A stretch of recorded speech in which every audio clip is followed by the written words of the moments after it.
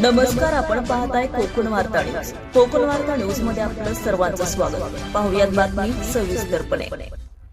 समाजसेवक डॉक्टर दिगंबर गीते यांनी छत्रपती शिवरायांच्या प्रतिमेला पुष्पहार अर्पण करून भारतरत्न डॉक्टर बाबासाहेब आंबेडकर यांना प्रणाम करून शिक्षणरत्न महात्मा ज्योतिबा फुले, सावित्रीबाई फुले यांना प्रणाम करून तसेच आरक्षणाचे संस्थापक छत्रपती शाहू महाराज यांना प्रणाम करून कॅन्डल मार्च काढण्याचं महत्त्व पटवून दिलं. संपूर्ण जगभरातील विविध देशातील विविध राज्यातील ग्रामीण भागातून शहरी भागातून हजारो मुले आणि महिलांवर लैंगिक अत्याचार करून त्यांची हत्या करण्यात येत आहे.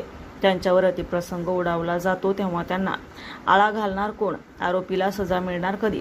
संपूर्ण देशभरातून संतप्त नागरिकांची एकच मागणी आहे. अशा आरोपीला त्वरित शासन करून फाशीची शिक्षा द्यावी. संपूर्ण तळागाळातून महिला भगिनींचे प्रचंड प्रमाणात तळमळ व्यक्त होत आहे. अशा मोकाट आरोपीला त्वरित शासनाने फास्ट ट्रॅकवर घेऊन फाशीची सजा सुनावावी अशी संपूर्ण देशभरातील नागरिकांची विनंती आहे. अशा निष्ठुर आरोपीचं वकीलपत्र कोणीही घेऊ नये.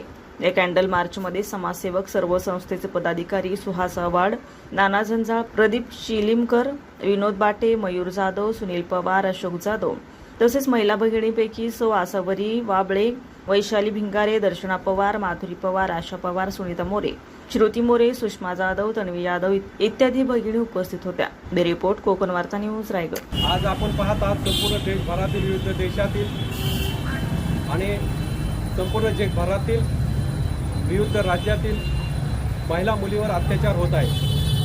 अत्याचार करून हत्या केली जात आहे. तेव्हा अशा प्रकारच्या ज्या लैंगिक अत्याचार आणि हत्या होत आहेत अशांच्या विरोधात, त्या आरोपीच्या विरोधात आपण आज जाहीर निषेध व्यक्त करत आहोत कॅन्डल मार्च काढून.